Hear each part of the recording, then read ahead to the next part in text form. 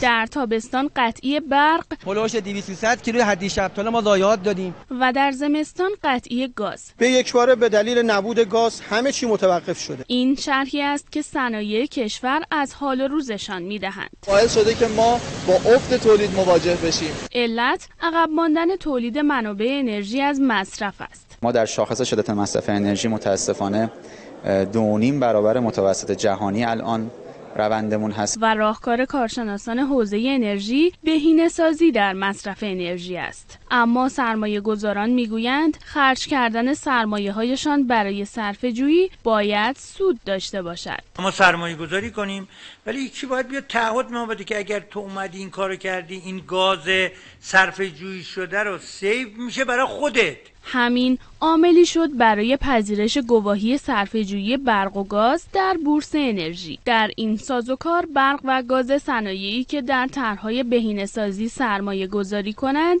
نباید قطع شود. کسانی که دارنده گواهی صرفه‌جویی هستند در آخرین مرحله مدیریت مصرف قرار می‌گیرند و مشمول مقررات خاموشی نخواهند شد. شرکت ملی گاز اعلام کرده این گواهی‌ها را به صورت منظم منتشر می‌کند و برای هدایت سرمایه‌گذاران به سمت طرح‌های اولویت‌دار کشور در حال تدوین اطلس یا نقشه جامع بهینه‌سازی مصرف گاز است. همکارای ما دارن الان تو بعضی از استان‌ها که زودتر شروع کردن دارن نتایج مطالعات اولیه‌شون رو ارسال میکنن. تو بعضی از استان‌ها هم که دیرتر شروع کردن امیدواریم تا اواخر مهر ماه بتونیم اولین نتایج رو به دست بیاریم. اما در حوزه برق سازوکار عرضه گواهی صرفه‌جویی در بورس انرژی هنوز تکمیل نشده. انتشار این برای شرکت توانیر محدودیت و ممنوعیتی نداره، منتها در شکل تضمین اون به سرمایه گذار در حال مذاکره هستیم. به نظر میرسه که انشالله این